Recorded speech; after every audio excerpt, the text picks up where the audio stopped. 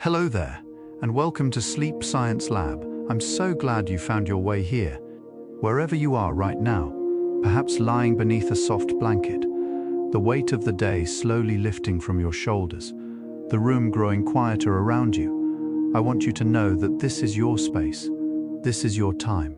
There is nowhere else you need to be, nothing left to do, no thought that needs your attention tonight.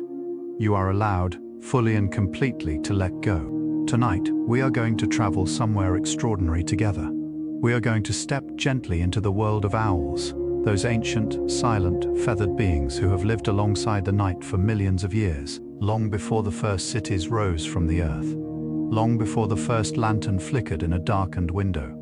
Owls were already there, perched in the oldest trees, turning their wide and luminous eyes toward the stars. There is something deeply peaceful about the owl's world. It is a world of hushed wing beats and silver moonlight, a world where the forest breathes slowly, where shadows move like water, where time itself seems to soften and slow. And tonight, through 100 gentle, wonder-filled facts, we are going to explore that world together, drifting deeper and deeper into rest with every single word. If this kind of slow, science-filled journey brings you comfort and peace, I would love it if you would like this video and subscribe to Sleep Science Lab. It means the world to this little channel, and it helps these soothing stories reach more tired souls who need them. But for now, let us settle in. Let the room grow soft around you. Let your breathing find its own quiet rhythm. Let's begin this slow and soothing journey. And so we step softly now, across the threshold of the waking world and into the velvet stillness of the owl's domain. Imagine the last light of evening fading from the horizon, the sky deepening from violet to indigo to the deep, boundless blue of true night. The trees stand tall and patient. The air is cool and clean and faintly sweet with pine and damp earth. Somewhere high above, in the fork of an ancient branch, a pair of golden eyes slowly opens. The night has begun, and we are here, together, drifting gently into it. Of all the owls in the world, perhaps none has refined the art of listening more beautifully than the barn owl. With its heart-shaped face, pale and luminous as a sliver of winter moon, the barn owl can locate prey in conditions of complete and total darkness. Not dim light, not faint moonlight. Complete darkness. Scientists have tested this extraordinary ability in lightless rooms, and the barn owl hunts with flawless accuracy every single time, guided only by the soft whisper of sound. The heart-shaped disc of its face gathers the faintest acoustic signals and delivers them to a brain exquisitely tuned to interpret them. There is something deeply moving about this, the idea that in the darkest possible moment, in the most lightless of places, the barn owl does not hesitate. It simply listens more deeply, and in the listening, it finds exactly what it needs. Every feather on an owl's body is a quiet miracle. Run your imagination across one now, soft as breath, lighter than a whisper, each filament interlocking with the next in a structure so intricate that no human hand has yet come close to replicating it. Owl feathers are uniquely dense and layered, providing extraordinary insulation against cold nights when the temperature drops and the forest exhales long, pale clouds of frozen air. The snowy owl, that magnificent pale wanderer of the Arctic, wears feathers all the way down to the tips of its toes, each toe individually wrapped in soft, warm down, like a traveler pulling on thick woolen socks before stepping out into a snowstorm. In the deepest winters, in the most silent, frozen landscapes on Earth, the snowy owl stands perfectly warm and perfectly still, a white flame burning quietly in a white world. Imagine the Arctic tundra in winter. The sky is vast and bone-white, stretching in every direction without a single tree to interrupt it. The snow lies deep and undisturbed, a smooth, perfect surface broken only by the occasional rise of a frozen ridge or the ghost of a wind-carved drift. And there, perfectly camouflaged against all that white silence, a snowy owl sits, still, patient, at peace with the cold in a way that feels almost philosophical. Snowy owls are among the few owl species that are active during the day. They must be in a place where summer brings 24 hours of pale, continuous sunlight. They are creatures of both worlds, comfortable in darkness and in light. And there is something quietly inspiring about that. the ability to find stillness and purpose, no matter what kind of light the world chooses to offer. Let that thought rest with you now, gently. Some owls are great travelers. When the seasons shift and the cold deepens and food grows scarce in their northern homes, certain species lift their soft wings into the October sky and begin a long, unhurried journey south. Scientists have marveled at how owls navigate these vast distances. And one of the most beautiful discoveries is that some owls, like many birds, appear to use the stars to find their way. Young owls, before their very first migration, study the rotation of the night sky and locate the celestial pole, the still, unmoving point around which all the stars gently revolve. They memorize it, they carry it within them like an internal compass made entirely of starlight. And then, when the moment comes, they rise into the darkness and follow that remembered map of stars, drifting south through the cool, quiet night like a feather released into a slow and gentle wind. And now, from the smallest, let us travel to the grandest, in the vast frozen forests of Siberia and northern China, where the winters are so deep and so still that the trees themselves seem to hold their breath, lives Blackiston's fish owl, the largest owl on Earth. Its wingspan can reach nearly 2 meters, broad and powerful as a sail catching a slow wind, and when it lands on a riverside branch, the whole branch bends slightly, respectfully, under its magnificent weight.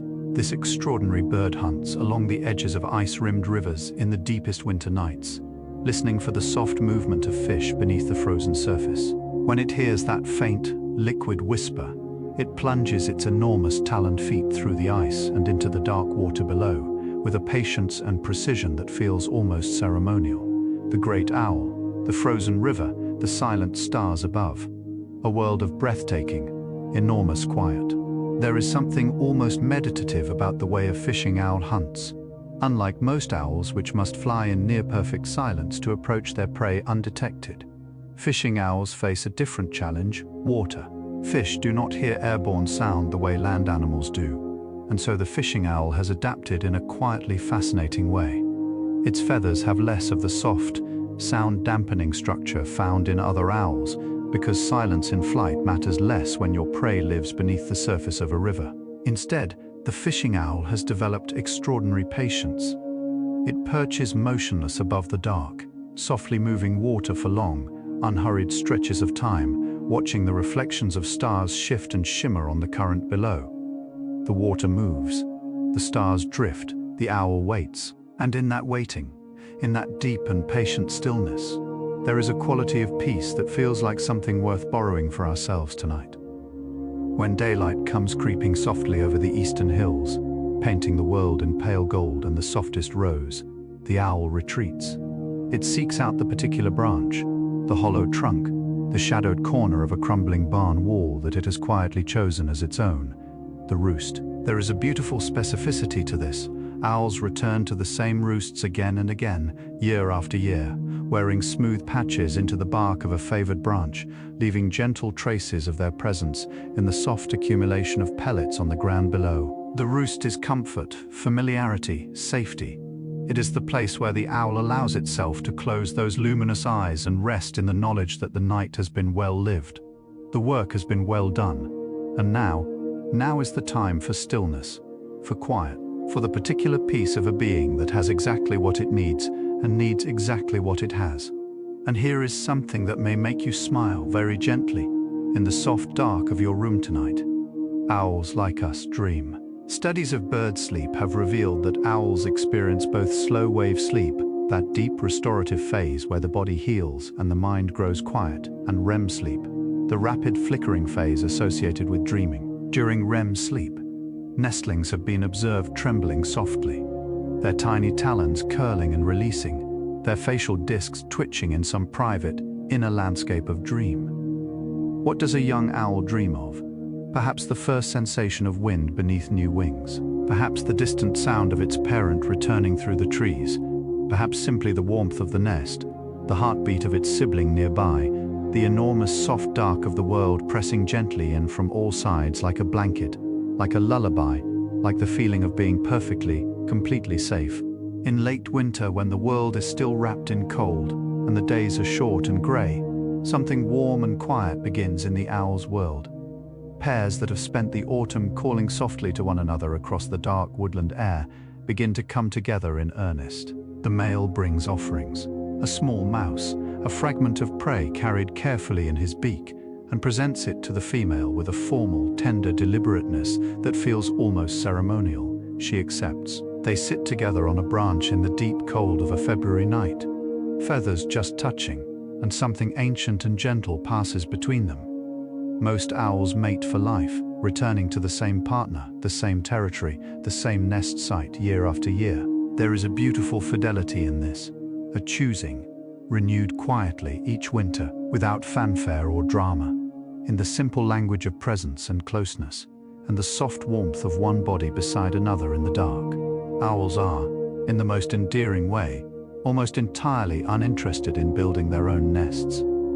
Most species simply find a suitable hollow, a rocky ledge, an abandoned nest built by some larger, more architecturally ambitious bird, and make themselves quietly at home. The barn owl seeks the high, dark interior of an old stone barn, a church tower, the crumbling eaves of a farmhouse that has stood through several lifetimes of rain. The tawny owl settles into a deep tree hollow, perhaps one that has been used by owls for generations, the entrance worn smooth and darkened by decades of departing and returning wings. There is something very comforting about this unpretentiousness. The owl does not require grandeur or novelty or elaborate construction. It requires only shelter, safety, and the familiar. A quiet corner of the world to call its own. Perhaps in this the owl is wiser than most.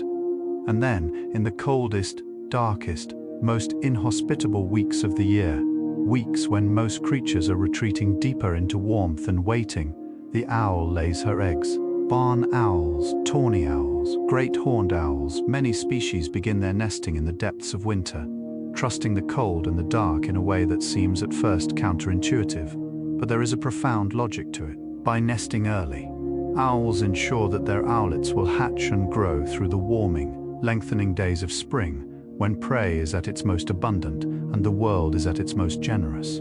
The female settles over her eggs, usually 2 to 4, smooth and white as small moons, and begins the long, patient work of incubation. She barely moves.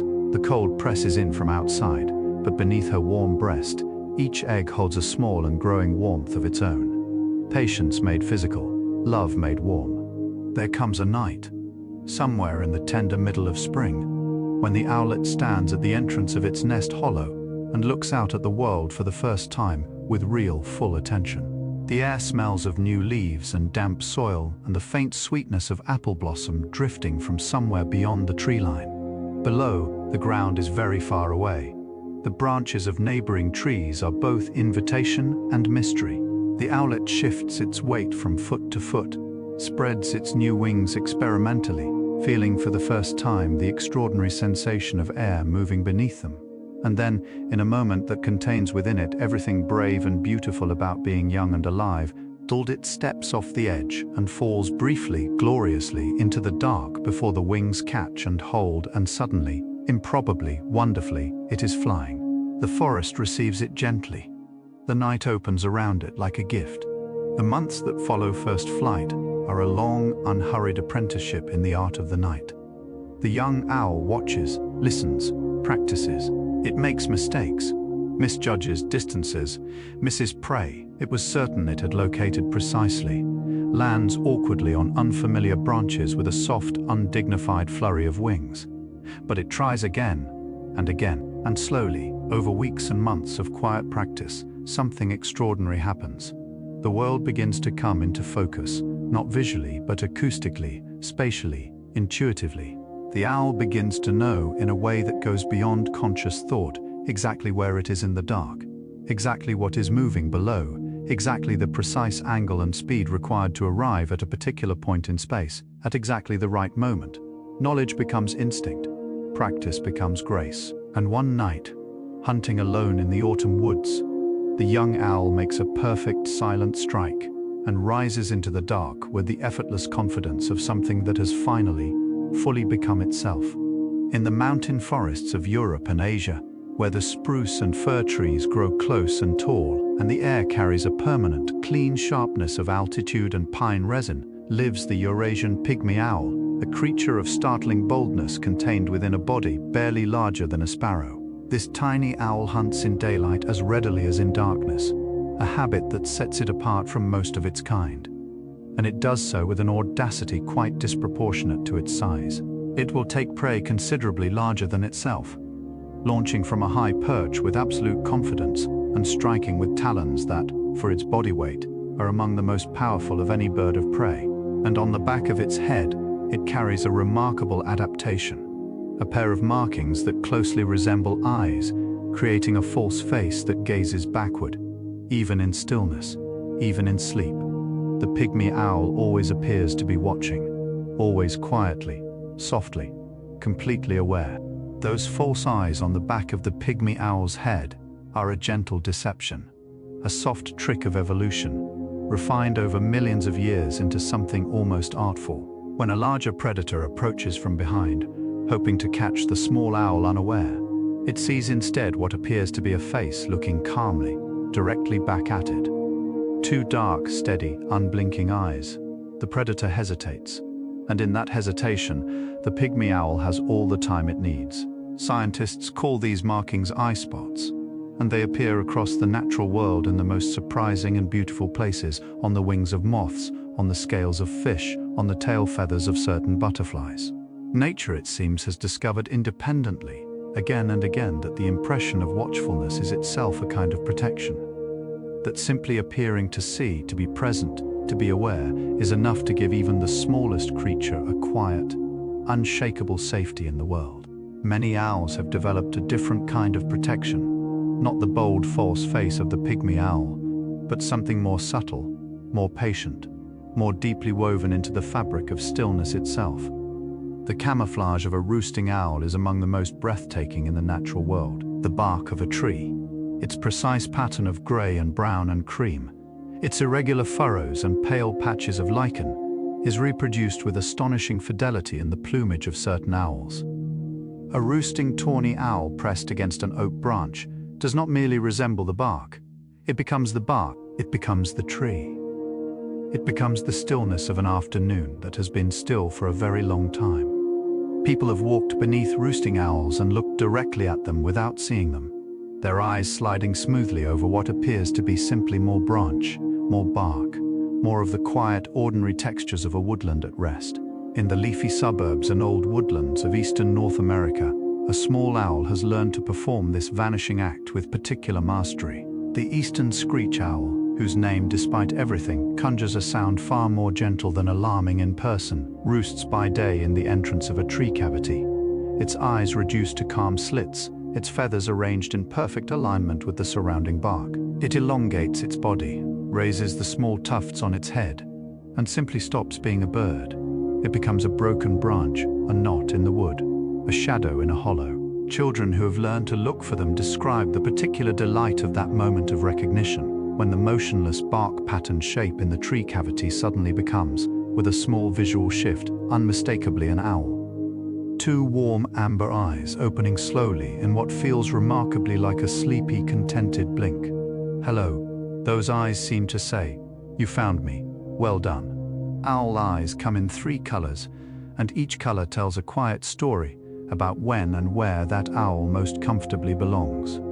Owls with deep orange eyes, like the great horned owl, the long-eared owl, are creatures of the in-between hours, most active at dusk and dawn, when the world is bathed in that particular warm, amber-tinted light that feels like the day and night exchanging a slow, gentle breath. Owls with dark brown or nearly black eyes, like the tawny owl and the barred owl, are the truest children of full darkness, most at home when the night is at its deepest and most absolute. And owls with bright yellow eyes, like the burrowing owl, the snowy owl, are the daylight wanderers most comfortable in the open pale light of long northern days or wide sunlit grasslands.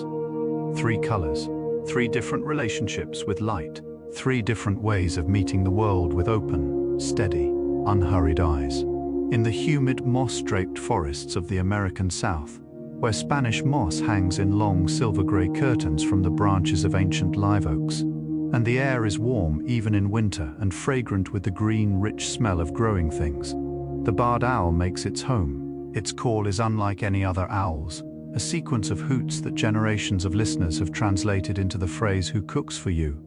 Who cooks for you all, the second phrase dropping at the end with a lazy, liquid, deeply southern drawl. Two barred owls calling to each other across a swamp in the middle of a warm, still night create a sound so layered and resonant and strange that it seems less like birdsong and more like the forest itself finding a voice, slow, unhurried, amused by something only very old things can understand. Let that sound drift through your imagination now.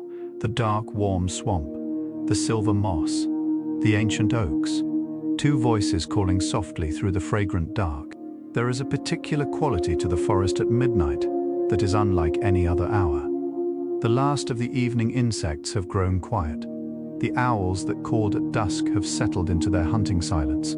The wind has dropped to the merest suggestion of itself, a slow, occasional breath that moves through the highest branches without disturbing the deep stillness below. The moonlight, where it finds its way through the canopy, falls in soft, irregular pools on the forest floor, illuminating small patches of moss and root and leaf with a pale, dreamlike luminosity. And in this profound, layered quiet, the owl moves. Not dramatically, not with any visible effort or urgency, simply and smoothly, from branch to branch, from shadow to shadow, as natural and inevitable as the movement of the light itself. Watching an owl move through a midnight forest is watching something that has found its perfect element, a creature so precisely suited to its world that the two seem not separate things at all, but one continuous, breathing, beautiful whole, tucked into the dense conifer forests of North America, so small and so perfectly still that most people pass within arm's reach of one without the slightest awareness, lives the northern saw-whet owl. It weighs barely 80 grams, less than a tennis ball, less than a small apple, less than the lightest paperback book you have ever held. Its face is a perfect round disc of warm brown and cream, its eyes enormous and liquid amber, its expression one of such pure, open, uncomplicated sincerity that wildlife photographers who encounter them often describe feeling an almost overwhelming tenderness in response.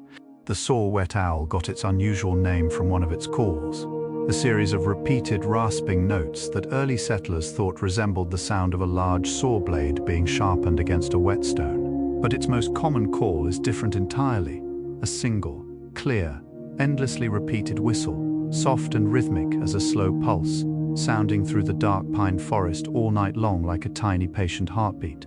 Each autumn, something remarkable happens in the skies above North America's coastlines and forested ridgelines. Under cover of darkness on calm nights following the passage of cold fronts, thousands of small owls take to the air and begin moving south. Saw-whet owls, long-eared owls, short-eared owls, all riding the cool, clean air of early winter nights on their quiet migrations.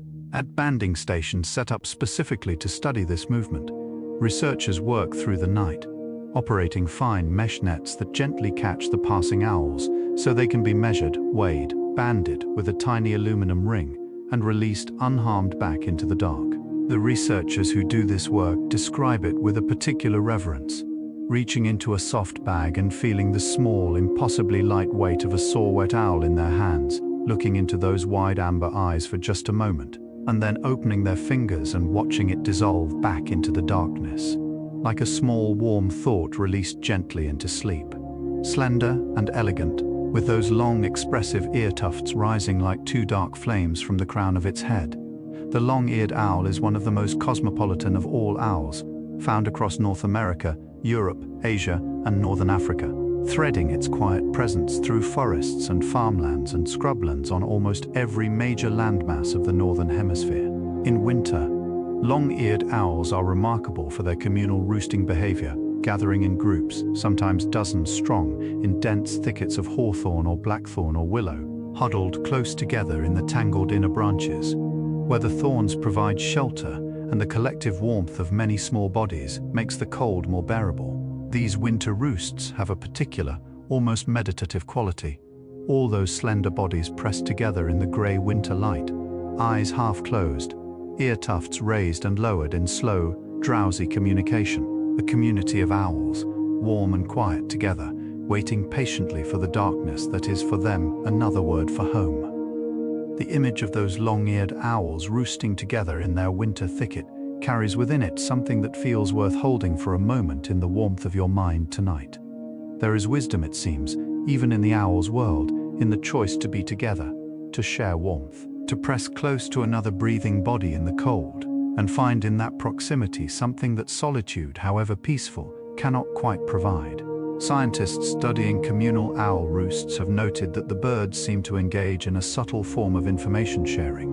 Individuals that found poor hunting the night before will follow, the next evening, owls that found abundant food, learning from the evidence of their full crops and satisfied demeanor, even in their stillness, even in their silence. The owls are communicating something essential, something about where nourishment was found, something about where the night was kind. Let that thought settle into you now, gentle and warm as shared firelight, as the soft breathing of someone sleeping peacefully beside you. Not all owls are creatures of deep forest and hidden hollow.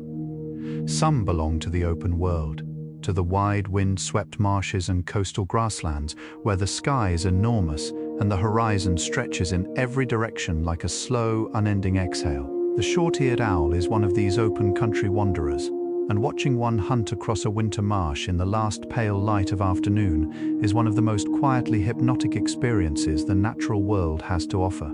It flies low and buoyant over the reed beds and rough grass, tilting and banking on loose, floppy wing beats that give it the appearance of something only loosely tethered to the earth. A leaf, perhaps, or a piece of pale paper caught in a gentle, warm updraft. Its face, turning this way and that as it quarters the ground below, catches the last of the winter light and holds it briefly, luminously, before turning away again into shadow. Low and slow and endlessly, peacefully patient. The short-eared owl's world is one of extraordinary sensory richness, rich in a quiet, horizontal way, without the vertical drama of forests and mountain peaks. The marsh in winter smells of cold water and reed stems and the faintly mineral sharpness of exposed mud. The wind moves through the reeds with a constant, soft, papery whisper that never quite becomes silence. The light on a clear winter afternoon lies flat and golden across the whole landscape, making even the most ordinary clump of dead grass glow with a brief, warm significance. The short-eared owl moves through all of this as though it has been specifically, lovingly designed for this exact place and this exact quality of light, which in the deepest sense it has been. Evolution is patient in precisely the way that marshes are patient. It works slowly, over immense stretches of time, adjusting and refining and perfecting, until the creature and its landscape fit together as smoothly and naturally as water filling the shape of its own riverbed. For as long as human beings have grown crops and stored grain, owls have been quiet and enormously valuable neighbors. A single barn owl family, 2 adults and their growing brood of owlets, will consume over 1,000 small rodents in a single nesting season. 1,000 small, hungry creatures that would otherwise find their way into grain stores, seed stocks, and hay barns. Farmers who understand this have always known to welcome the barn owl's presence, to leave a high window open in the old stone barn, to preserve the ancient hollow tree at the field's edge, to resist the urge to tidy away the rough, weedy corners where small mammals shelter and owls therefore hunt. In many parts of the world, farmers now erect purpose-built owl boxes on fence posts along field margins, and the barn owls come, appearing at dusk like small white flames floating over the darkening grass. And the partnership, ancient and mutually generous, quietly continues. There is a legend, old and widespread across many European cultures, that barn owls glow in the dark. Farmers returning late from their fields would see a faintly luminous white shape drifting through the darkness above the meadows, and the stories grew of ghost lights, of spirit birds, of lanterns carried by something not quite of this world. Science has since offered a more grounded, though no less wonderful explanation. Barn owls sometimes roost in the cavities of old, decaying trees, and the wood of these trees can be colonized by a particular bioluminescent fungus, a fungus that produces a soft, cool, greenish-white glow. The fungal spores transfer to the owl's feathers, and for a time, the barn owl does indeed emit a faint and ghostly light as it hunts, so the legend was, in its own way, entirely true. The barn owl glows. The old stories knew something the scientists would eventually confirm. as the best old stories so often do. We have traveled far together tonight, you and I, through frozen tundra and warm southern swamps, through mountain pine forests and wide winter marshes, through the deep hollow of an ancient tree and the cool, dark interior of an earthen burrow. We are halfway through our 100 gentle facts, and the night around you, I hope, has grown softer and warmer and more restful with each passing word. Your breathing perhaps has slowed a little. The thoughts that arrived with you tonight have drifted, one by one, like leaves released from a branch in a still autumn garden, floating gently away into the comfortable dark. This is the nature of the owl's world. It invites exactly this kind of release. It is a world built from patience and stillness and the deep, unhurried rhythms of the night. And we are part of it now, together, drifting slowly and peacefully through the softest hours.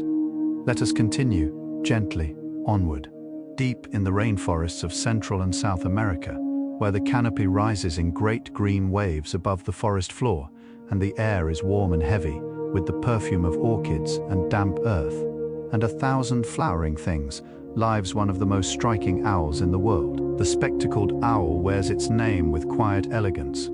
Broad white markings frame its dark facial disc like a pair of old-fashioned spectacles, giving it an air of studious, unhurried contemplation that feels entirely appropriate for a creature of the rainforest night.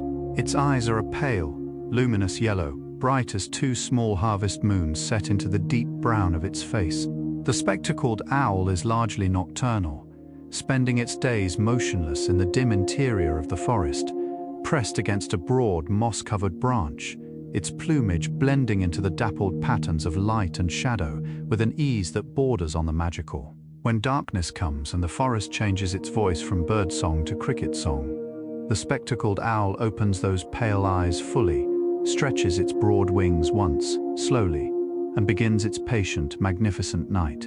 The rainforest at night is a world of extraordinary acoustic richness, layer upon layer of sound building upward from the forest floor to the highest canopy, like a vast living cathedral of noise, frogs calling from every pool and puddle and water-filled bromeliad, insects producing their complex, interlocking rhythms in the middle layers of vegetation, the occasional soft crash of something large moving through the undergrowth, and above all of it, the spectacled owl moving silently through the canopy, its extraordinary hearing filtering through the dense weave of sound for the particular acoustic signature of prey, a small mammal moving along a branch, a large insect resting on a broad leaf, the soft rustle of a roosting bird shifting its weight in the dark. The owl processes all of this with a calm, unhurried precision that feels like the most natural thing in the world, because it is. This is what this mind was made for. This particular darkness, this particular richness of sound, this particular irreplaceable night. On the great rivers of sub-Saharan Africa, the Zambezi, the Okavango, the Congo, where the water moves in broad, slow, coffee-brown sweeps between banks lined with ancient fig trees and riparian forest, lives one of the most magnificently unusual owls in the world. Pell's fishing owl is a large, tawny orange creature with a rounded head and an expression of permanent, benign astonishment, wide dark eyes set in a face without the distinctive disc of most owls, because a fishing owl relies more on sight than sound to locate its prey. It hunts from low branches overhanging the water, watching the moonlit surface with extraordinary patience, waiting for the telltale glint of a fish moving near the surface. When it strikes, it drops feet first into the water with a tremendous, unhesitating splash, the sound of it rolling across the dark river surface and disappearing into the forest on both banks. Then silence. Then the slow, powerful wing beats carrying it back to its branch, a fish gleaming silver in its talons. The river below resuming its ancient, unhurried conversation with its own banks. Imagine sitting on the bank of a great African river at night. The air is warm and softly humid, carrying the rich, complex smell of water and mud and the faint sweetness of night-blooming flowers opening somewhere in the darkness upstream. The river reflects the stars in long, wavering lines of light that stretch and compress with the slow movement of the current. Hippos are visible as dark, rounded shapes in the shallows on the far bank, their breathing audible as slow, deep exhalations that drift across the water like the river's own breath. And then, from somewhere in the fig trees directly above you, a soft, resonant hooting begins, deep and round and unhurried, rolling across the water and the night with a warmth and weight that seems to come from somewhere older than sound itself. Pell's fishing owl, calling to its mate somewhere further along the river. Its voice travels downstream with the current. The stars tremble in the water. The night holds everything gently, like cupped hands holding warm water, letting none of it spill. In the tall eucalyptus forests of southeastern Australia, where the trees grow to extraordinary heights and their smooth, pale trunks glow faintly in moonlight like great silver columns holding up the sky, lives the powerful owl, the largest owl on the Australian continent. Its name is entirely accurate, with talons capable of gripping a small wallaby and a wingspan that fills the space between two outstretched human arms. The powerful owl is a presence that the forest seems to acknowledge, smaller creatures falling quiet as it passes, the air seeming to thicken slightly, with a kind of respectful attention. And yet, for all its physical authority, the powerful owl is a creature of great fidelity and gentleness in its private life. Pairs bond for life and maintain the same territory for decades, roosting together through the long, hot Australian days in the cool shade of a dense tree canopy. Their bodies close, their eyes half closed in the drowsy, companionable peace of two beings who have shared so much time together that simply existing in the same space has become its own deep and sustaining pleasure. The tall eucalyptus forest at night has a quality of light and sound that is entirely its own. The moon rising above the canopy catches the smooth pale bark of the gum trees and turns them into something luminous and almost architectural, tall ghostly columns receding into darkness in every direction, their upper branches dissolving into a silver-edged tangle against the deep blue of the sky. The air carries the sharp, clean, medicinal fragrance of eucalyptus oil, released slowly by the warmth of the day just past and drifting now through the cooling night in long, invisible ribbons. Somewhere high above, a possum moves along a branch with small, careful steps. A frogmouth calls from the middle distance, a sound so low and resonant it seems to come from the earth itself rather than any living throat, and the powerful owl listens to all of it from its high perch, with the calm, comprehensive attention of something that has known this forest for a very long time, and has found in every one of its sounds and smells and textures something worthy of quiet, unhurried gratitude.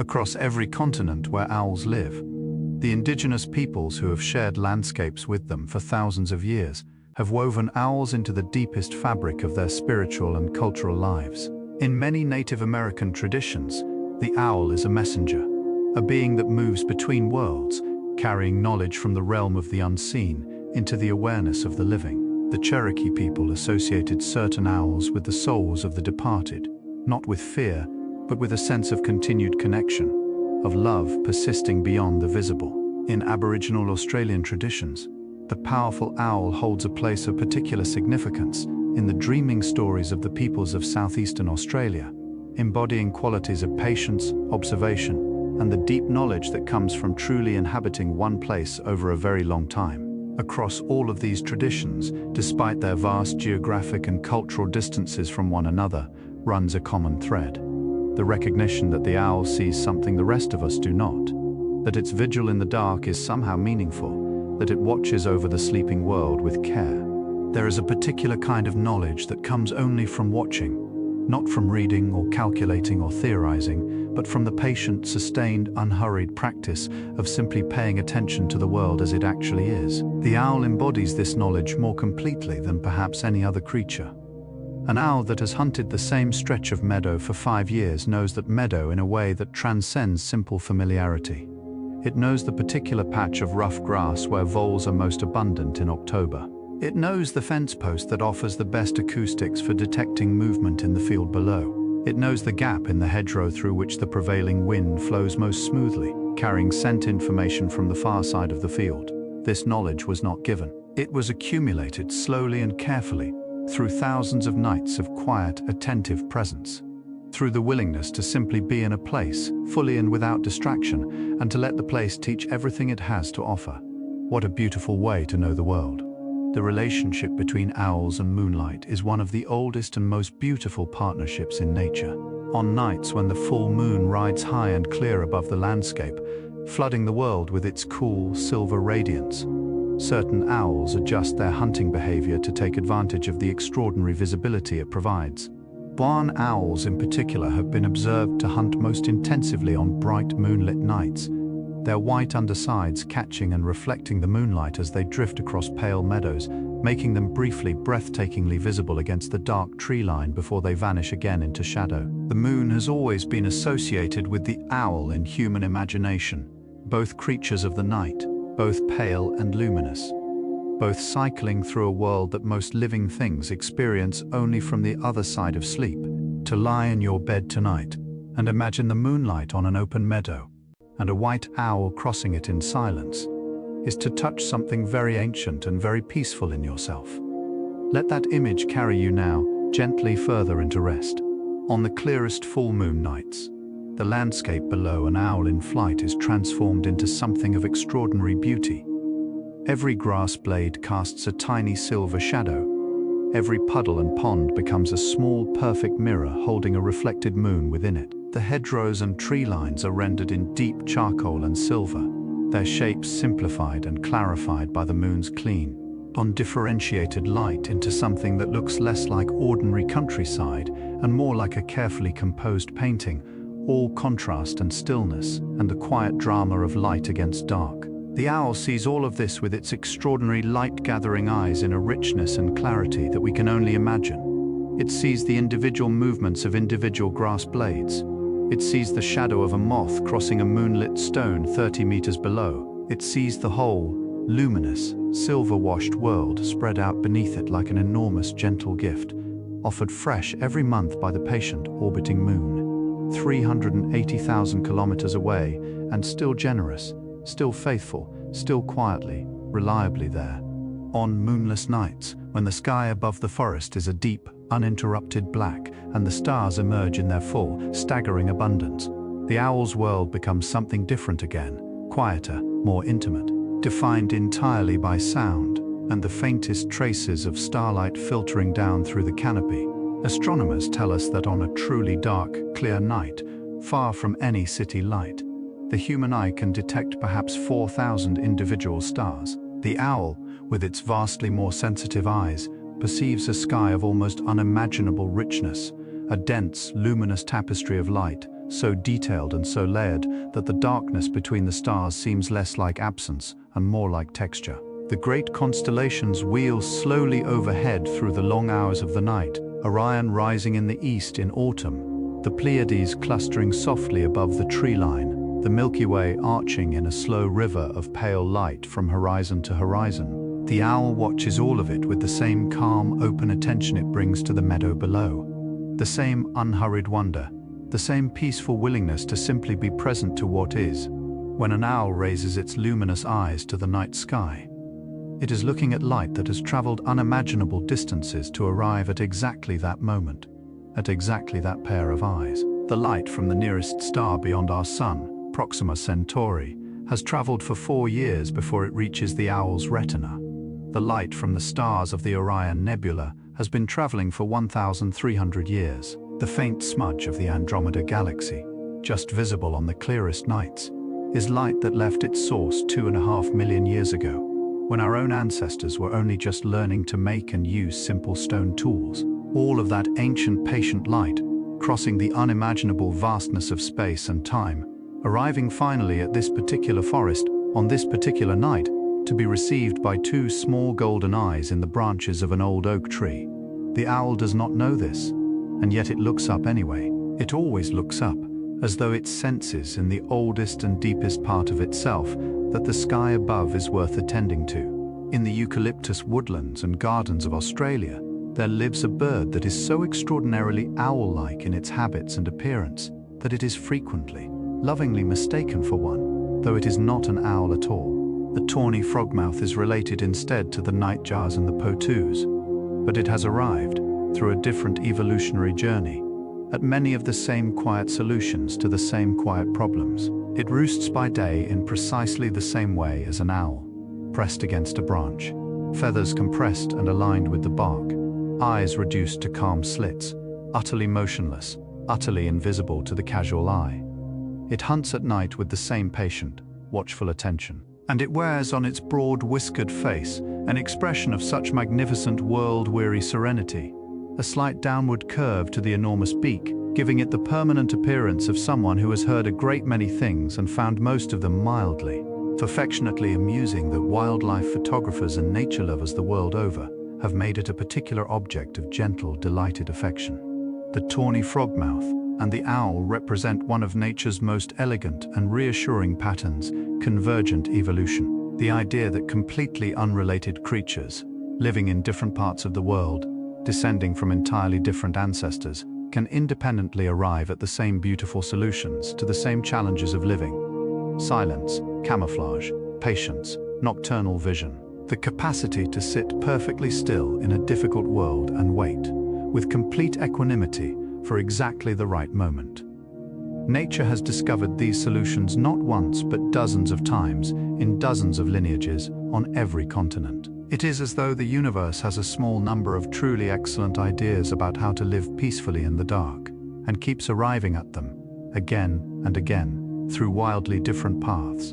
There is something deeply comforting in this, in the idea that the qualities most worth cultivating, stillness, attentiveness, patience, the willingness to simply wait in the dark without distress, are qualities that life itself has recognized over and over as genuinely valuable, as genuinely worth becoming. And speaking of those gentle evolutionary cousins, let us visit just briefly the world of the potoo. In the forests of Central and South America, this remarkable bird takes the art of daytime camouflage to perhaps its ultimate expression. The potoo roosts on the broken stump of a dead branch, and it does not merely resemble the stump, it becomes the stump with a completeness that is almost philosophical. Its plumage reproduces every detail of weathered, lichen-spotted, rain-grayed dead wood. It elongates its body into a perfect vertical line.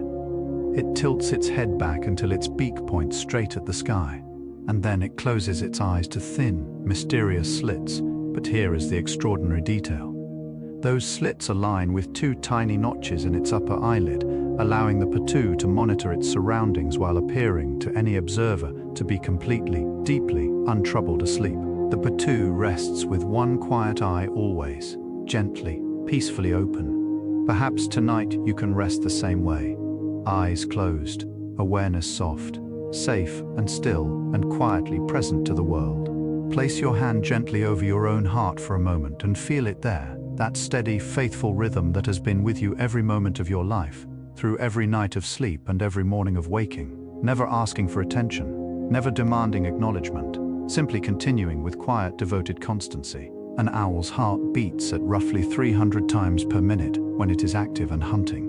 A rapid, vibrant flutter of life contained within that small, warm chest. But at rest, perched motionless on a branch in the deep hours of the night between hunting sorties, an owl's heartbeat slows dramatically, dropping into a deep, calm, conserving rhythm that preserves energy and invites a state of profound physiological peace. The body knows, instinctively and without instruction, how to find its own stillness, how to shift from the quick pulse of engagement to the slow, steady beat of rest. Your own heart knows this too. Feel it now, if you can, that slow, reliable rhythm. Let it be the metronome of your own drift into sleep. On the coldest nights, when frost forms in delicate crystal patterns on every exposed surface, and the air bites with a sharpness that makes the lungs ache, the owl faces the same challenge that all warm-blooded creatures face: the need to maintain a stable internal temperature against a world that would, if left unchecked, slowly and patiently draw all warmth away. Owls meet this challenge with a combination of behavioral and physiological strategies of quiet elegance. They fluff their feathers into thick, insulating clouds of trapped warm air. They reduce unnecessary movement. They orient their bodies away from the wind, presenting the smallest possible surface area to the cold. Some species lower their core body temperature slightly during the coldest hours, a gentle, controlled form of torpor that reduces metabolic demand without tipping into the deep sleep of true hibernation. The body, managing itself beautifully, as bodies have always done, finding the precise balance between warmth and cold, between wakefulness and rest, between the demands of the world and the deep, non-negotiable requirements of the self. We have spoken of the great horned owl's deep, resonant hooting and the tawny owl's trembling, liquid call. But the vocabulary of owl sound extends far beyond the simple hoot, into a rich and varied language of extraordinary nuance and expressiveness. Barn owls produce a long, drawn-out screech that sounds, on a dark night heard through a closed window, genuinely startling. The sound that populated so many old ghost stories and haunted house tales. Saw-whet owls repeat their single, clear whistle with a mechanical patience that can continue for hours without interruption. The barking owl of Australia produces a sound so precisely like a human scream that it has reportedly caused genuine alarm among people unfamiliar with it. The boreal owl utters a rapid, ascending series of whistles that sound somehow both urgent and dreamlike at once. Each of these voices is a portrait of its speaker, a compressed acoustic autobiography of a creature and its landscape, its needs and its relationships, its place in the particular irreplaceable night it inhabits. Beyond the sounds we can hear, the owl's acoustic world extends into frequencies that our own ears cannot detect. Researchers studying owl hearing have discovered that certain species are sensitive to infrasound, frequencies below 20 Hz, below the lower threshold of human hearing, vibrations so low and slow that we experience them not as sound at all but as a vague physical sensation. The pressure in the chest, a barely perceptible trembling in the air. These very low frequencies travel extraordinary distances through the forest, carrying information about weather systems building far beyond the horizon, about the movements of large animals many kilometers away, about subtle shifts in atmospheric pressure that precede changes in the night's character. The owl, sitting motionless on its branch, is receiving all of this. A continuous, rich stream of information about a world that extends far beyond the reach of any eye. It sits at the center of an invisible web of sensation, informed and connected, in a web of knowing that spreads outward in every direction into the beautiful, humming dark. In the boreal and mixed forests stretching across Scandinavia, Russia, and Central Europe, where the summers are brief and luminous, and the winters are long, dark, and filled with a particular quality of silence that feels ancient beyond words, lives the Ural owl, large and pale, with dark eyes that give it an expression of unusual softness among owls, most of which wear their intensity visibly. The Ural owl is renowned among ornithologists for the extraordinary courage and devotion it displays in defense of its nest. A Ural owl with eggs or owlets will attack intruders many times its own size without the slightest hesitation. Researchers studying them in the field routinely wear helmets and protective gear. This fierce, absolute protectiveness of the small and vulnerable lives in its care is not aggression in any meaningful sense. It is love expressed in the only language available in that moment. It is the same impulse, translated into feathers and talons and the cold northern air, that makes a parent rise in the night to check on a sleeping child. Pure, unconditional, utterly reliable care. When the snow begins to soften and the first pale light of longer days returns to the northern forests, the Ural owl's nest becomes the center of a world of quiet, concentrated tenderness. The female sits deep within a hollow tree or an abandoned raptor nest, her broad wings spread slightly over the clutch of eggs beneath her, her pale face turned toward the entrance of the nest with an expression of calm, absolute vigilance. Outside, the forest is slowly waking. The first tentative cause of returning migrants threading through the still bare branches. The first green shoots pushing up through the last grey remnants of snow on the south-facing slopes. The male hunts steadily through the lengthening evenings, returning again and again to the nest with small offerings, each delivery accompanied by a soft, low call that the female answers from within. The nest is a world unto itself, warm and dim and filled with a breathing, living stillness, a world defined by the simplest and most sustaining of all possible forces, the wish to keep something small and new and precious safe in the dark.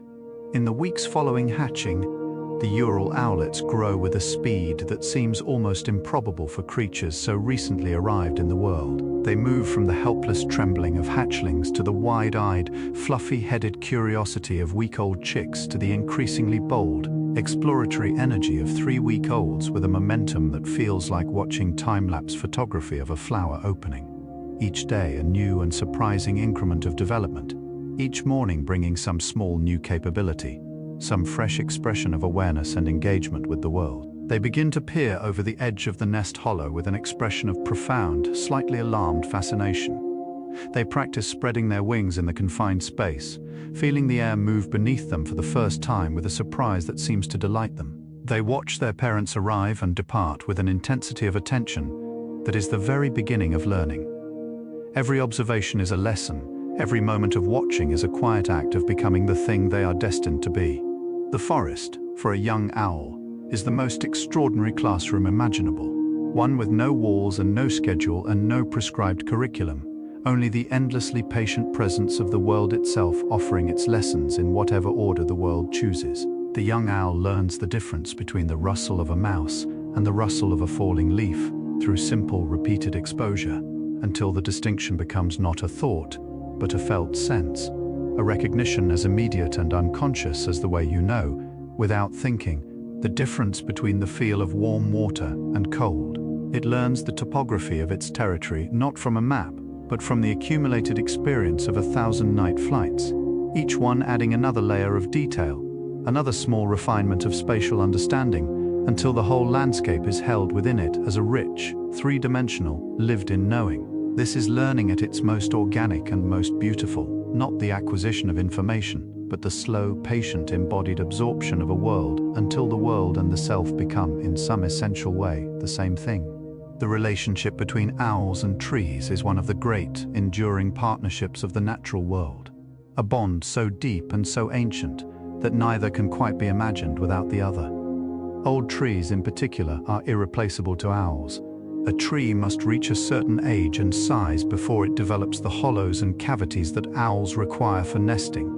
The slow, patient work of decades of weathering, of woodpeckers excavating for insects, of branches breaking away and leaving wound cavities that deepen year by year as the heartwood softens and yields.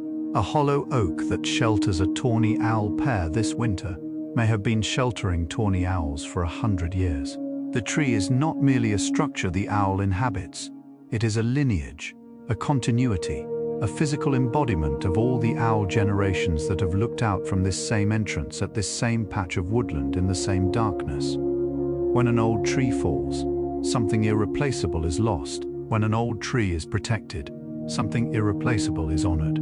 Something ancient and patient and good. We have come 3/4 of the way through our quiet journey together tonight, and I hope you can feel it, the gradual, gentle deepening of stillness that has been settling over you with each soft fact, each peaceful image, each slow and soothing passage through the owl's extraordinary world. Your body, I imagine, has grown heavier and more comfortable in your bed. Your mind, which arrived perhaps carrying the accumulated weight of a long and busy day, has been setting things down one by one, a worry here, a thought there, until all that remains is this soft, warm, nearly wordless awareness of simply being. This is exactly what the owl's world offers us, if we allow it to. Not escape, but return. A return to the oldest, simplest, most sustaining experience of being a living creature on a living earth at night, held by darkness, warmed by breath, rocked by the slow rhythm of a world that has been turning quietly and faithfully beneath us for 4.5 billion years, and has no intention of stopping. Rest now. We have a little further still to go, together, softly, in the warm, fragrant nights of the Mediterranean, where the air is thick with the scent of thyme and rosemary, and the dry, sun-baked earth releasing its stored warmth slowly into the cooling darkness. A small, old ancient sound drifts through the olive groves and the crumbling stone walls of old villages. A single clear, softly metallic note, repeated at perfectly even intervals, patient and unhurried as a slow heartbeat. Tiu, tiu, tiu. This is the Scops owl, one of the smallest owls in Europe, barely larger than a clenched fist. Its plumage a masterpiece of grey and brown and cream that renders it completely invisible against the bark of an old olive tree. The Scops owl arrives in southern Europe each spring after a long migration from sub-Saharan Africa, and its call is so deeply woven into the sensory fabric of Mediterranean summer nights that those who grew up hearing it describe a particular feeling of rightness, of completeness, of the world being exactly as it should be. When that small, clear note begins again in the warm dark just after sunset. Home, that sound says, everything is well. Sleep now. The journey the Scops owl makes each year between its African wintering grounds and its European breeding territories is one of the quiet marvels of the bird world. A crossing of the Mediterranean Sea, that broad and ancient body of water, folded wings that span barely 40 centimeters from tip to tip. It crosses at night, navigating by the stars and by some deep, inherited map written into its very cells, reading the Earth's magnetic field with sensory organs we are still learning to understand. It crosses alongside millions of other small migrants, warblers and flycatchers, and nightjars and bee-eaters, all moving together through the warm spring darkness over the sea, an invisible river of wings flowing northward. Those that survive the crossing, and not all do, arrive on the northern shore of the Mediterranean, in the soft grey light of a spring morning, dropping exhausted into the first suitable cover they find, resting for a day or two before continuing northward. Their determination is quiet and absolute. The destination is certain. The journey, however long and difficult, is simply what must be done. And so it is done, faithfully, every year, without complaint. Poets have always known what scientists are still carefully, lovingly quantifying, that the owl carries within it something that speaks directly to the most contemplative, most night-attuned parts of the human soul. Tennyson heard the long night stretching in the owl's cry. Edward Thomas wrote of the owl's call as a sound that reminded him of all human sorrows, and yet somehow made them bearable. Made them by placing them within the larger frame of the night and the natural world, something smaller and more manageable than they had seemed before. The haiku poets of Japan found in the owl's call a perfect distillation of the quality they called wabi, a bittersweet awareness of the transience of things, held within a moment of pure, present-tense sensory experience. The owl calls, the night deepens, the feeling passes through you and is gone, and you are mysteriously more peaceful for having felt it than you were before. Poetry and owls share this quality.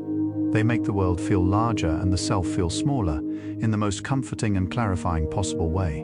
And now science has given us its own form of poetry about owls, a vocabulary of precision and wonder that reveals with each new study and each new discovery just how extraordinary these creatures truly are. We have learned that owls possess a third eyelid, a translucent membrane called the nictitating membrane, that sweeps across the eye from side to side like a slow, pale curtain, cleaning the surface and providing protection during the final moments of a strike without completely obscuring vision. We have learned that owl brains devote a proportionally enormous amount of neural tissue to processing auditory information, that hearing, in the owl's mind, occupies a space as vast and richly detailed as vision does in ours. We have learned that the structure of owl feathers at the microscopic level reveals a complexity and elegance that materials scientists are still attempting to replicate in the design of quieter aircraft and more efficient wind turbines. The owl, studied carefully, turns out to be not merely beautiful in the way that all wild things are beautiful, but specifically, instructively, generously beautiful, teaching us, if we are willing to learn, among everything the owl has to teach us. Perhaps the most valuable and the most quietly urgent lesson is the lesson of silence. Not the silence of absence or emptiness, but the silence of fullness, the rich, inhabited, deeply attentive silence of a creature that has learned to be completely present without making any unnecessary noise about it. In our world, silence has become increasingly rare and increasingly precious. The constant background hum of technology and traffic and human activity fills almost every environment we inhabit, until true quiet. The kind of quiet that allows the mind to slow and settle and find its own natural depth, becomes something we must travel far and work hard to encounter. The owl lives in silence as its natural element, the way a fish lives in water, not by effort or discipline, but simply because silence is what it is made for. And on the nights when we are lucky enough to encounter genuine quiet, in the countryside, in the early hours, in the particular stillness of a winter snowfall, we feel, instinctively and immediately, something the owl has always known. That silence is not nothing. Silence is everything. Silence is where we find ourselves again. There is a particular kind of silence that arrives with snowfall, a silence unlike any other, deeper and more complete than the ordinary quiet of a still night, because snow does not merely cease to make sound itself, but actively absorbs the sounds of everything around it. The crystals of a fresh snowfall trap air between them in a dense, soft matrix that dampens sound waves with extraordinary efficiency, turning the world into something muffled and gentle and impossibly peaceful. Owls that live in snowy landscapes seem to understand this intuitively. The snowy owl, the great grey owl, the great horned owl of the northern forests. All are creatures whose world is periodically transformed by this soft, white, sound-absorbing gift from the sky.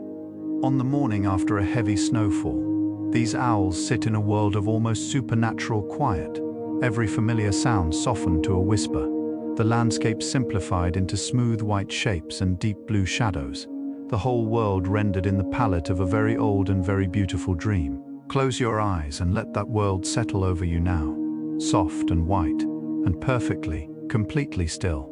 In the economy of the natural world, the relationship between the owl and the mouse is one of the most fundamental and most ancient of all the partnerships that hold ecosystems together. Mice and voles and shrews, the small, warm, perpetually busy mammals of the meadow and the woodland edge, are the thread that connects the sun's energy, flowing through grass and seed, upward to the owl perched on its fence post at dusk. Without them, the owl does not exist. Without the owl, their populations would grow unchecked, consuming the vegetation that holds entire ecosystems in balance.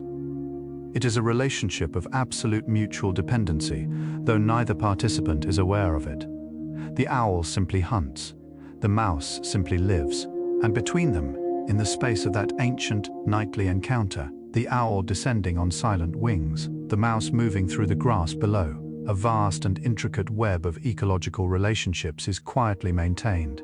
Every owl that hunts is not merely feeding itself, it is tending the world, keeping the great, slow, beautiful balance steady through the dark.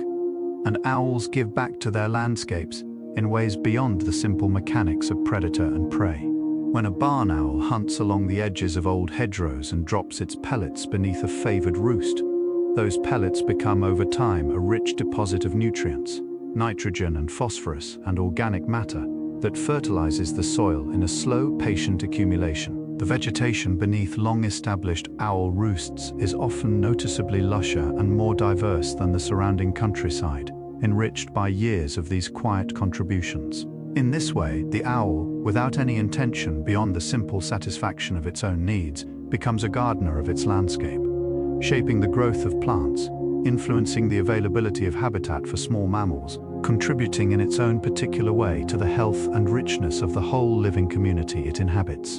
The world, examined carefully, turns out to be a web of these quiet, unintentional generosities, each creature giving back to its landscape through the simple act of living fully and completely within it, asking nothing beyond what it genuinely needs. Scientists who study the health of ecosystems have long recognized owls as particularly valuable indicators of environmental condition, sensitive, reliable barometers of the overall state of the landscapes they inhabit. Because owls sit near the top of their food chains, any disturbance that affects the populations of their prey, the quality of their nesting habitat, or the chemical composition of their environment is reflected, with particular clarity and speed, in owl population trends. When barn owl numbers decline in an agricultural landscape, it tells us something important and urgent about what has happened to the small mammal populations of that landscape, and through them, to the health of the grassland and hedgerow habitats that support those mammals. The owl is a mirror held up to the land, honest, unflattering, precise. To care about owls, therefore, is not merely to care about one beautiful and remarkable species, it is to care about everything. The whole interconnected, breathing community of life that the owl both depends upon and, in its quiet way, helps to hold together. Across the world, the news about owls is not uniformly easy. Habitat loss, the intensification of agriculture, the use of rodenticides that accumulate in the bodies of small mammals and poison the owls that eat them, the fragmentation of old forests into islands too small to support viable populations. These are real and serious challenges that many owl species face with increasing urgency. And yet, within this complex and sometimes difficult picture, there are also stories of extraordinary hope and resilience. The barn owl, whose populations crashed dramatically across Europe in the latter half of the 20th century, has responded strongly to conservation efforts, the erection of nest boxes, the restoration of rough grassland habitat, the reduction of certain pesticide uses, with population recoveries that have moved dedicated conservationists to genuine tears of relief and gratitude. The burrowing owl has found unexpected allies in communities that have learned to value and protect the vacant lots and grassland patches where it nests. The great grey owl continues to patrol its vast boreal forests with complete equanimity, indifferent to our anxieties, its survival written in every perfectly silent wingbeat. There is always, if we choose to look for it, reason for hope. Somewhere tonight, in a garden or a farm, or along the edge of a quiet country lane, a wooden box is mounted on a post or nailed to the side of an old barn wall. It is a simple thing, 4 planks of untreated timber, a circular entrance hole of precise dimensions, a roof that keeps out the rain. Someone made it carefully, with attention and love, and placed it in exactly the right location, with exactly the right orientation, and then stepped back and waited. And one evening, weeks or months later, a barn owl appeared at the entrance, hovering briefly on those impossibly silent wings, peering inside with those dark, extraordinary eyes, considering, and then disappeared within. The box became a home, a nest was made, eggs were laid, owlets grew within it through the lengthening days of spring, their soft calls drifting out into the evening air, audible to the person who built the box if they stood quietly enough, close enough in the dusk. That simple act of making and offering a home to something wild is one of the most quietly profound things a human being can do. A small gesture of welcome, returned with everything. There is a movement growing quietly in many parts of the world, a movement toward rewilding, toward the restoration of wild nature to landscapes that have been simplified and depleted by decades of intensive human use. And owls are among the most eloquent and compelling arguments for why this matters. A rewilded landscape, one with rough grassland margins, old hedgerows, areas of scrub and woodland allowed to develop naturally, water features returning to their natural courses, does not merely look more beautiful, though it does, it sounds more beautiful. It comes alive, gradually, and then abundantly, with the full orchestra of the natural world. And part of that orchestra, in the hours after sunset, is the barn owl quartering the rough grass, the tawny owl calling from the newly established woodland, the little owl perching on the restored stone wall at the field edge. The return of owls to a landscape is a kind of music, a sign that the world, given half a chance, will heal itself. That wildness, suppressed and diminished, is never entirely gone. It is only waiting patiently, in the dark, for the invitation to return. Perhaps you have been lucky enough, at some point in your life, to look up from what you were doing and find an owl looking back at you through a window. It happens more often than people expect. Owls, drawn by the movements they detect within lit rooms, will sometimes land on a windowsill or a nearby branch and direct that full, unhurried, golden gaze at the warm interior within. There is a quality to being looked at by an owl that is unlike being looked at by any other creature.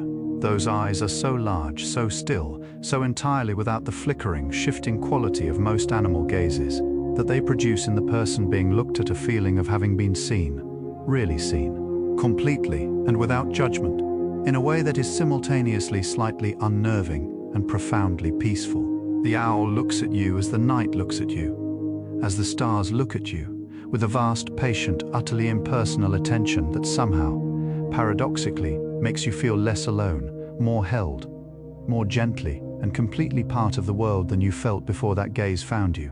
Let us imagine for a moment what the world looks like through those extraordinary eyes. Not through human eyes adapted for daylight and color and the particular visual richness of the daytime world, but through the great light-gathering, fixed, luminous eyes of an owl perched above a moonlit meadow at 2 in the morning. The grass below is rendered in extraordinary detail, every individual blade visible, its surface reflecting the moonlight with a soft, silver-green luminosity that transforms the ordinary meadow into something shimmering and alive. The hedgerow at the far edge of the field is a dense, intricate architecture of branch and thorn and shadow, every element distinct. The sky above is a deep, rich, star-packed blue-black of extraordinary depth and texture. And moving through the grass below, invisible to human eyes but perfectly, immediately apparent to the owl, the tiny thermal signature of a vole, the microscopic depression of a footprint in the damp soil, the faint trembling of a grass stem disturbed by a passing mouse. The world through the owl's eyes is not darker than our world. It is brighter, fuller, more astonishingly, abundantly, perfectly alive. There comes a moment, in the deepest hours of every night, that meteorologists call the coldest point, the hour just before dawn, when the Earth has radiated away the maximum amount of the previous day's heat, and the temperature reaches its lowest. In the forest, this hour has a particular quality, a crystalline, dense, heavy stillness that feels almost solid, as though the darkness has achieved its fullest possible expression and is holding itself there perfectly poised, before the first pale suggestion of dawn begins to dissolve it from the eastern horizon. The owl, if it is still hunting, moves through this hour with a particular intensity. The metabolism of small mammals slows in the extreme cold, making them sluggish and easier to locate. And the acoustic clarity of the cold, still air is extraordinary, carrying the faintest sounds with perfect fidelity for great distances. The owl hunts the coldest hour, with the deep, quiet concentration of something that knows, in every feather and every calibrated nerve ending, that it is precisely where it belongs, in the perfect dark, at the perfect hour, doing the one thing it was made to do. And then, so gradually that you could not say exactly when it begins, the darkness starts to change. The eastern horizon, which has been a uniform, unbroken black for hours, develops the faintest possible suggestion of a different quality, not light yet, not even the palest grey, but simply a very slight lessening of the absolute dark, a subtle thinning of the night's densest layer. The owl feels this before it sees it. Something in the quality of the air, the temperature, the particular way sound carries in these last minutes before dawn, all of it communicates, through channels we cannot fully explain, that the night is drawing toward its close. The owl makes one final pass across the meadow, then rises on those broad, silent wings to its roosting tree, finding its branch with the uncanny precision of long familiarity, settling its feathers into their daytime smoothness with a series of small, neat adjustments. It turns its face toward the lightening east for one long, quiet moment. Then it closes those luminous eyes, slowly and completely, and surrenders itself to the same gentle darkness it has served all night. The owl sleeps, and the world turns softly toward morning. As the owl drifts into sleep, the forest around it begins, note by note, to fill with the voices of the day. The robin is first, always the robin, its thin, clear, slightly melancholy song threading through the pre-dawn grey like a silver needle drawing light through dark fabric. Then the blackbird, richer and more elaborate, its phrases unhurried and inventive, each one different from the last. The chaffinch, the great tit, the wren, absurdly loud for its tiny body, its voice a cascade of rapid, brilliant notes that seem to contain more energy than the bird itself could possibly hold. One by one, and then all together, the dawn chorus builds into a sound of extraordinary complexity and beauty, a daily miracle so familiar that most people sleep through it, never knowing that just outside their window, the world is performing something magnificent. The owl, tucked into its hollow, its eyes sealed against the growing light, sleeps through all of it. It has had its own magnificent performance. It has sung its own quiet, nightly song, and now it rests, deeply and completely, in the full knowledge that it has done what it came to do. The forest in full daylight, with the owl sleeping deep within its hollow, and the dawn chorus gradually softening into the background murmur of a busy woodland day, carries no trace of the extraordinary world that existed within it just hours before.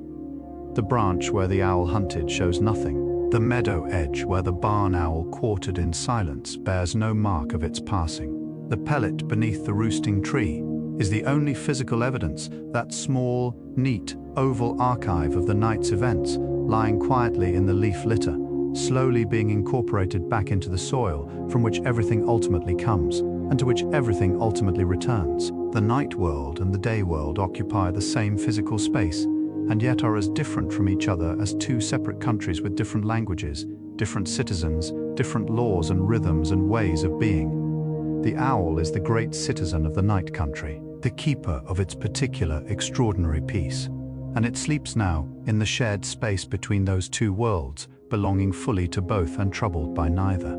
Tonight will come again, as it always does, as it has done without a single interruption since the first night fell on the first spinning day of this world's long existence. The light will drain from the sky in the west. The stars will emerge, one by one, and then in their thousands, from behind the blue veil of daylight. The temperature will drop. The small mammals will emerge from their burrows and nests and begin their nightly foraging through the grass and leaf litter, and the owl will open its eyes. Those large, luminous, extraordinary eyes, gathering the first faint light of the first star of evening and translating it into a rich, detailed, three-dimensional map of the world below. It will stretch its wings, those broad, fringed, impossibly silent wings, and feel the air move beneath them with the deep cellular pleasure of something expressing its most fundamental nature. And then it will lift from its branch and begin again. Patient, unhurried, perfect. The same ancient cycle, renewed as it is renewed every night, as long as there are forests and meadows and cold, clear skies to fly beneath, as long as the night comes, as long as the stars are there. If we could ask an owl, if we could find somehow a language that crossed the vast distance between its form of consciousness and ours, what does it know? What has it learned? In all those thousands of silent, attentive nights, I think it knows the particular texture of each hour of the dark, the way midnight feels different from 2 in the morning, the way the hour before dawn has its own specific weight and temperature and acoustic quality. I think it knows every branch of every tree in its territory as intimately as you know the rooms of your childhood home. I think it knows patience as something lived rather than something practiced, not a discipline but a state of being as natural and effortless as breathing. And I think, though this is perhaps more poetry than science, and perhaps all the more true for that, I think it knows that the night is not something to be endured or waited through, but something to be inhabited completely, something beautiful, something generous, something that offers, to those willing to be still enough and quiet enough and present enough to receive it, everything they need. We live in a world that has largely forgotten how to value darkness. Our cities pour light upward into the sky around the clock, washing out the stars that guided every generation before us and filling the night hours with a brightness that disrupts the sleep of humans and wildlife alike. And yet the darkness persists in the places we have not yet reached, in the old forests and the open oceans and the high mountain meadows and the vast wind-swept tundra where the snowy owl still hunts beneath a sky blazing with undimmed stars. The darkness is patient. It does not struggle against the light we impose upon it. It simply waits in the spaces we have left it, continuing to offer what it has always offered: rest, mystery, depth, the particular clarity that comes only when the visible world recedes and the inner world can finally be heard. The owl knows the value of this gift. The owl has always known. And perhaps on the best nights, when we have finally set aside our screens and our restless thinking, and allowed the dark to settle over us like a second blanket, so do we. There is a moment, on the clearest of clear nights, when a barn owl hunting above an open field will pass directly beneath the Milky Way, its white underside catching the collective light of 100 billion distant suns and glowing with a soft, cool radiance that seems to belong to the sky as much as to the bird. In that moment, the boundary between the owl and the stars is blurred. The white feathers hold the starlight. The starlight holds the white feathers. The owl moves through the night as though it is made of the same substance as the sky it moves through, as though the distinction between creature and cosmos is, at some fundamental level, a distinction that exists only in our minds and not in the world itself. Ancient people who watched owls hunting beneath the stars understood something about this. They placed the owl at the boundary between worlds, between earth and sky, between waking and sleeping, between the known and the beautifully, inexhaustibly unknown. That boundary is exactly where we are right now, together, drifting across it, softly, on the quietest of wings. 60 million years ago, before the first human voice was raised in the first human language, before the first story was told around the first fire, a sound moved through an ancient forest that was, in all the ways that matter, identical to the sound moving through the forests outside your window tonight. An owl's call, deep and round and unhurried, rolling through the warm Eocene air between trees whose species no longer exist, over the backs of mammals whose descendants we have never seen. That same acoustic shape, Those same frequencies, that same rhythm and resonance has been moving through the forests of this world for longer than almost any other sound we could name. It is older than human language, older than agriculture, older than the first city, the first written word, the first wheel.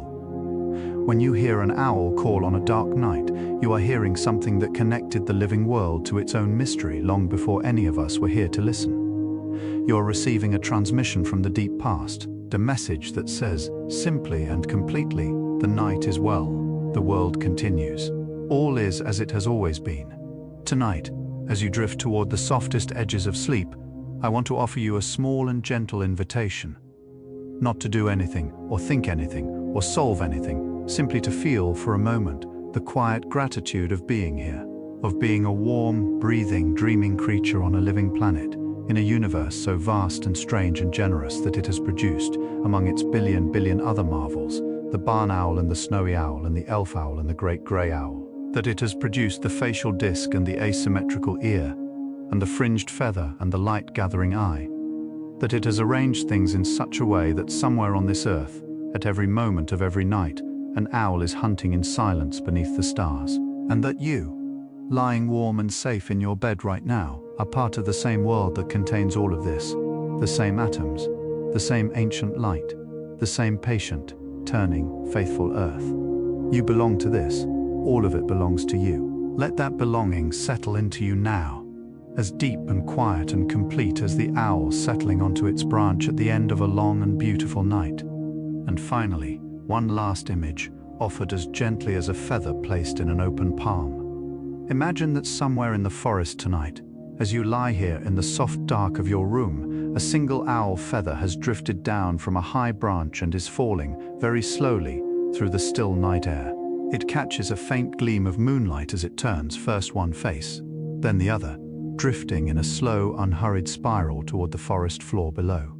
It passes through layers of shadow and layers of silver light. It moves through air that is cool and clean, and faintly scented with pine and damp earth and the indefinable, irreplaceable smell of an old forest at night. It descends without hurry, without destination, without any agenda beyond the simple, perfect completion of its own small falling. And it lands at last without a sound, on a bed of moss, so soft and so green and so quietly alive that the feather lies upon it like a gift, like a blessing, like the period at the end of a sentence that has taken all night to write. Rest, now. The forest is keeping watch. The owls are flying. You are safe. You are held. You are home. And so we arrive, gently and gradually, at the soft shore of our journey's end. 100 quiet facts about owls, offered one by one through the long, still hours of this night, and yet what we have touched together is only the smallest corner of what there is to know about these extraordinary, ancient, luminous beings. Science continues to study them with devoted attention. And with every new study, every new paper published in the quiet language of careful observation, the picture grows richer and more astonishing. Researchers have recently discovered that certain owl species possess a magnetic sense, a subtle awareness of the Earth's magnetic field that may assist their navigation not just during migration, but in their everyday orientation within their home territories. They have found that barn owls are capable of a form of statistical learning, of updating their expectations about the world based on accumulated experience in a way that was previously thought to be uniquely human.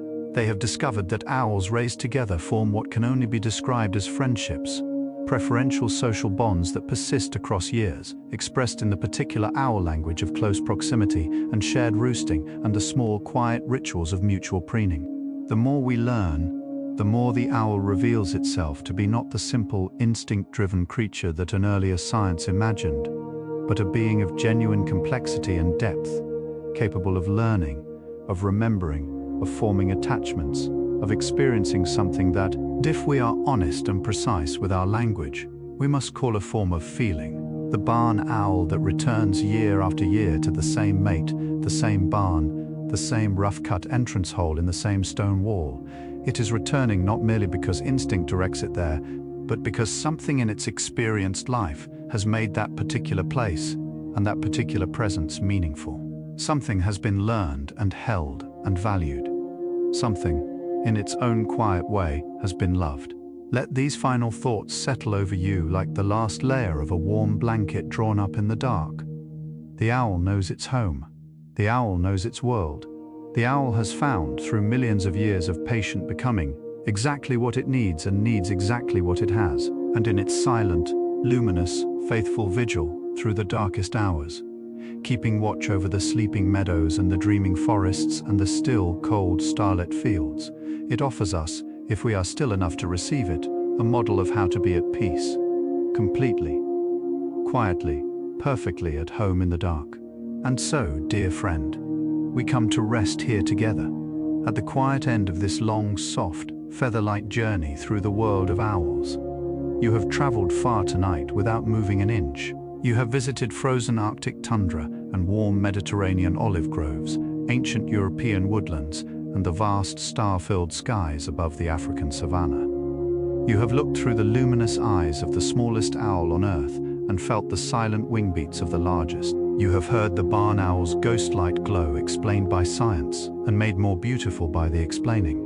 You have felt, I hope, the particular peace that comes from spending time in the company of creatures who have mastered, truly, completely mastered, the art of being still. The owls are flying tonight, right now, as these words settle into the soft folds of your drowsing mind.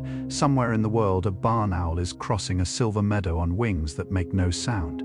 Somewhere, a snowy owl is sitting motionless on a frozen ridge beneath the sky, blazing with stars that have been traveling toward that moment for thousands of years. Somewhere, a tiny elf owl is emerging from its cactus hollow into the warm desert night, tilting its round head toward the vast and generous dark. The world is doing what it has always done, faithfully and without interruption. In the hours while we sleep, it does not need our attention or our assistance. It simply continues, patient and alive, and extraordinarily, quietly beautiful. You can let go now completely and without reservation. Let the thoughts that remain drift away like the last leaves of autumn releasing from a branch in still air, drifting slowly, without hurry, down into the soft dark below. Let your body grow heavy and warm and perfectly, completely at rest. The night is long and kind, and full of silent wings. Sleep now, dear friend. Good night, and sleep deeply.